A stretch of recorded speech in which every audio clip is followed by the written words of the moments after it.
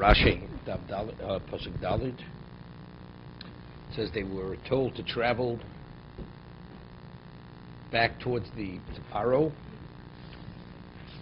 And then it says Vayasu Chen, and I will be glorified through Paro and through his army.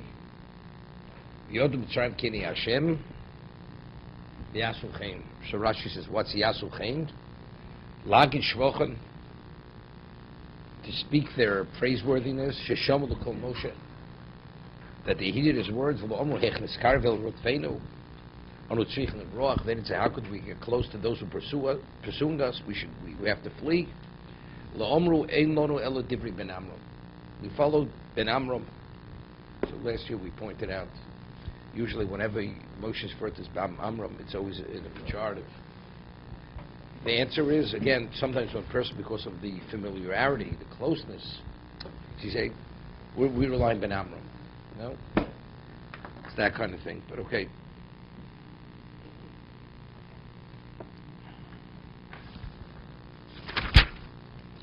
It was told to the king of Egypt, Kibor Cha'om. It's interesting. The parsha until now was always Vayi Beshalach Paro Zon. Paro sent him out. Hashem says, "V'chizakti es leif v'omer Paro levnei Yisrael nevuchim." Paro will say they're locked in the desert. Chizakti es leif Paro, ikovdu b'Paro, vayugad lemelch Mitzrayim, Kibor Cha'om. It was told to the king of Egypt, v'yehofech levav Paro. Right? First it says it was told to the king of Egypt, Kibor Cha'om, v'yehofech levav Paro, v'avodav el'om. Change of heart. Why all of a sudden? V'yugad leParo, Kibor Cha'om, v'yehofech levav Paro, v'yugad lemelch Mitzrayim. What do you say?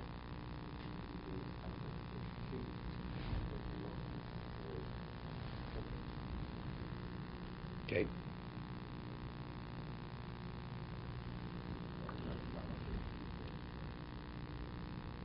So what is it? V'yofech levav Paro, v'yofech levav hamelech. He made a mistake as a king. It was a very serious mistake. His whole kingdom is undermined here. V'yofech levav melech Mitzrayim. It's Paro. And I was going to say exactly what you said in terms of the melech Mitzrayim. Because by telling him this, now he understands his whole kingdom is in jeopardy. Because they violated the original term of the agreement. He sent agents with them. There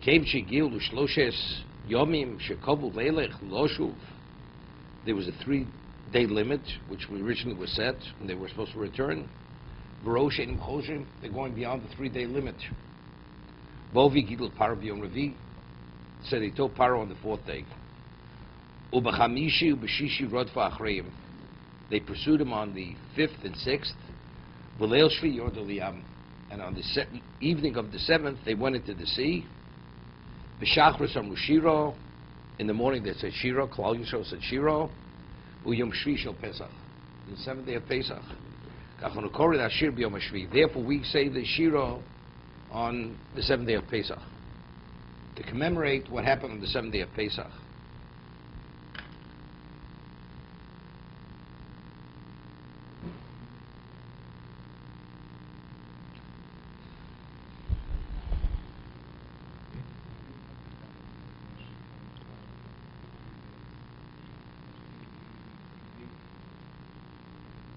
Because the whole idea was to draw on him after. That he feels that he was misled. How long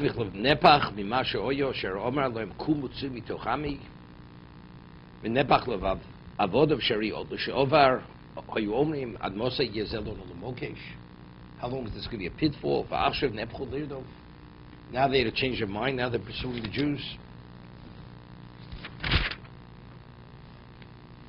Yep. Lirdof achrei b'shum mamonim. Hear this? B'shum mamonim shishilum. That's the difference. Paro is pursuing them because he's Melech Mitzrayim. Why are they pursuing? And that's what I told you. David no bosnei om The Siporno learns, please borrow, because one and one they borrow, because they know they're borrowing for keeps. Now they have reason to pursue us. Let them keep their wealth. We're not interested. So it's interesting. So that it's Chazal. Why are they pursuing him? Not because they were fooled.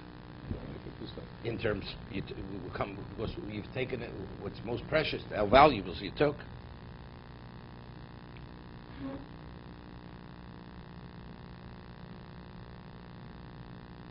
So if you take a look in the Sifsei Chachomim, he says, Koshim no lei the Rashi. How does Rashi know that the reason why they're pursuing the Jews is for their wealth? That they stole from them. Dilma tamkon dechsiv ki shilachtos omi avdenu. Shlomit bishlomit to Paro atam kachu. Paro, okay, he's the king. Al ki mi olam lo rotz l'shloch Yisrael mi'artzo ki bishul avodo. Avol avdi Paro mi olam omru ad mosa yezol achshav omru mazos osinu. Elavari bishul mamonam shom midchsiv elaom mashma bishul laom sheishilu mamonam.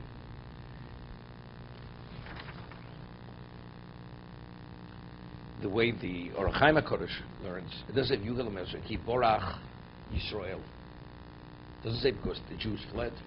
Ki Borach Ha'om, the people fled. Who are the people?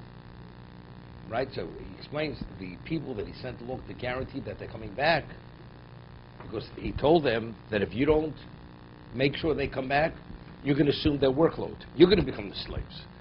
So that would be the guarantee that they're coming back. So what happened? They said, we come back, we're going to become slaves. You know something? We're not coming back. So not only did he lose the Jews, he lost the equivalent of the numbers of Klal Yisrael. I don't know if they took their families. Probably not. They didn't take their families. They're still not coming back. They're not coming back. When they come back to become slaves, they don't have families in either case. So therefore they left. This is already too much already. So it's even better with the Melch Mitzrayim. Because not only did he lose the Jews as slaves, he even lost his people. His own people he lost. Ki borach ha'om.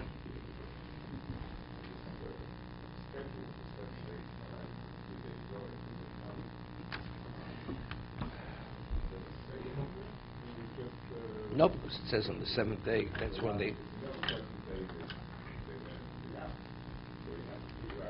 Right.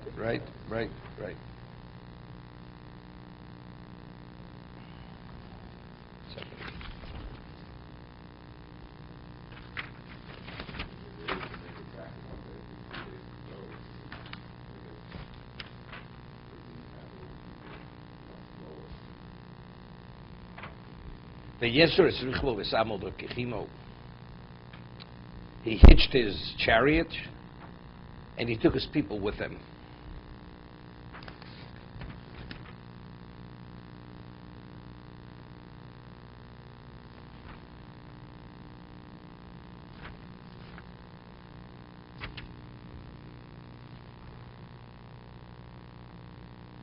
It's interesting.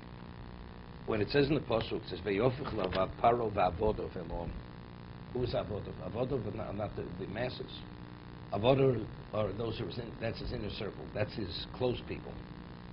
Rashi, when he says, initially, who said Ad Moshe Yezel Mokish? Those were his advisors. This is by the Arbe. V'achshav nepchu lirdof achrei b'shul mamonu shishilom. B'shul mamonu shishilom, that's not only Avodov. Those are all the people. Right? Those are all the people.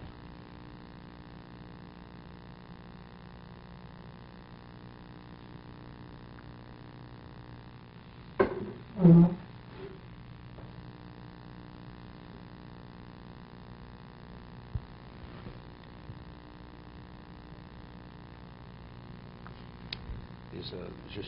They printed the Vilna Gaon, his things that weren't printed before. It's a real compilation of different sources from the Vilna Gaon, the Chumash.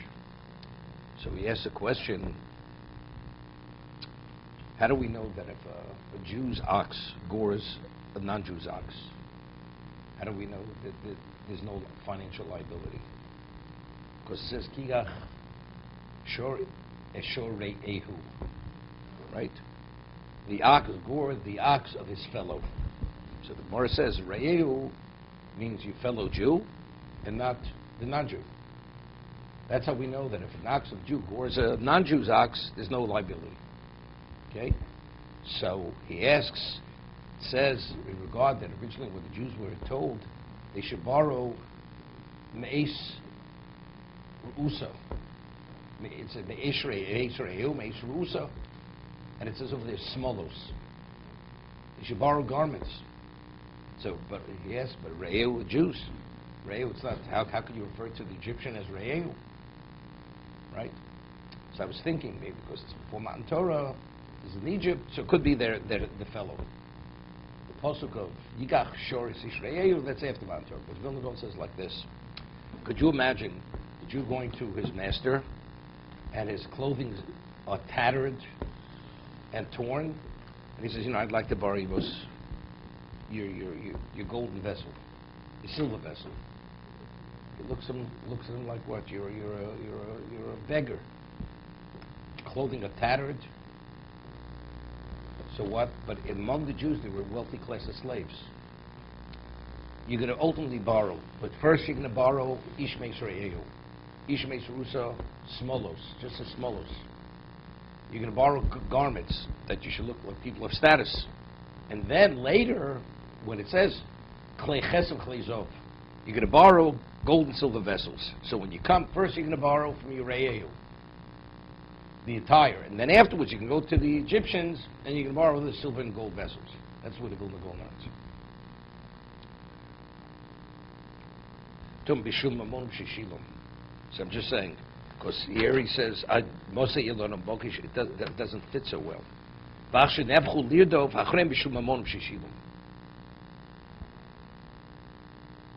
how do we understand that? Right? The ones who said, those were the advisors to Paro. Why was Nebchul Libam? Why did they have a change of heart? Not because they wanted their money back. It's because what? Because they realized they were duped. Bishumanu Sheshilam, that's going on the masses. Right? That's not going on the Avdi Paro.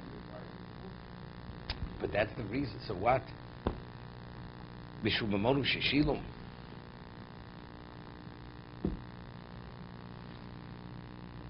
So I was thinking,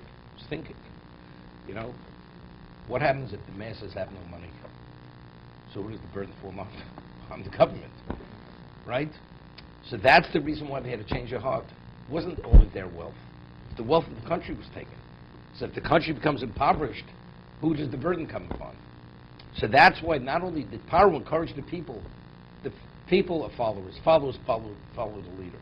But why did the advisors, why did they encourage the people to pursue them? The answer is V'shilu Mamonam. Because since they lent them their money, so if they're without money, what's going to be? So now there's going to be, these are the ramifications. Therefore, they encourage them to pursue them. See, in the Pasuk, Yomer Mazos Osim Ki Shalachnu Yisrael Mi'avdeinu. So the word Or Chaim, Ki Borach Ha'om. Who's the that fled? That's the Egyptians fled.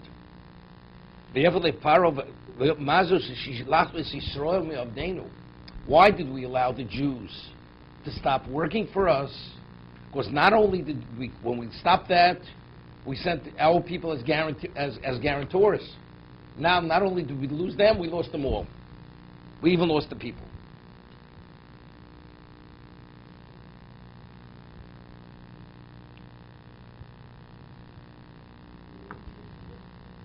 But it's interesting.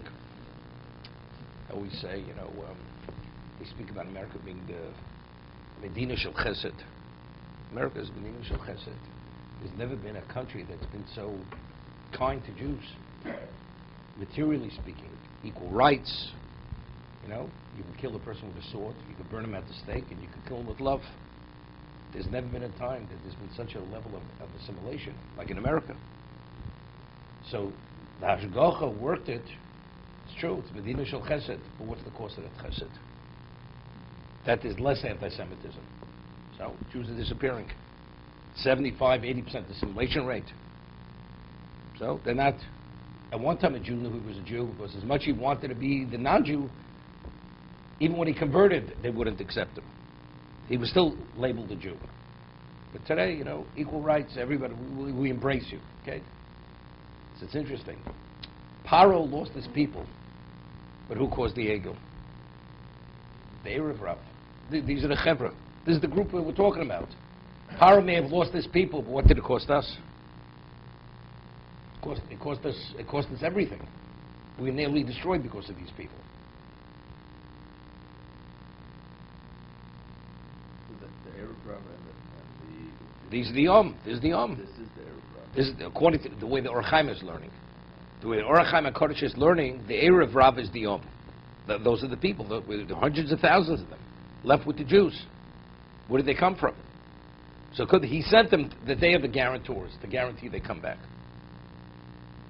Well, they just want to be on the winning team.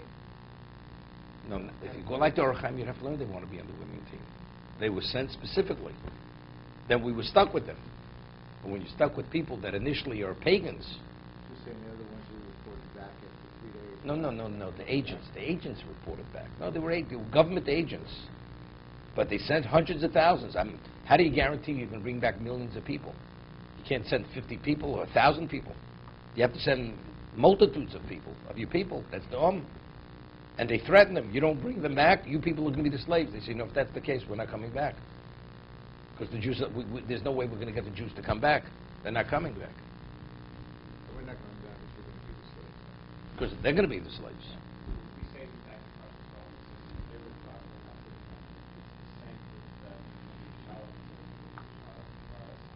That's the That's the way the Or Chaim learns. Is going on the, that's the Same one, same group.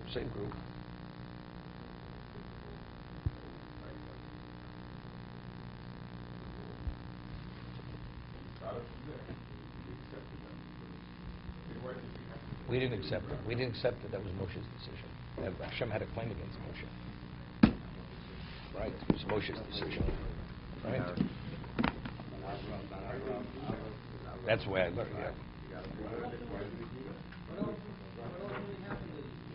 Because he wanted to bring them on the Tachas Kanti Ashkina, which was the cause of the Shivut. So he didn't want to make the mistake again, but he made a mistake, Moshe. Hashem says you should have consulted with me. Nothing. After the Egel, you don't hear about them anymore. They are abroad.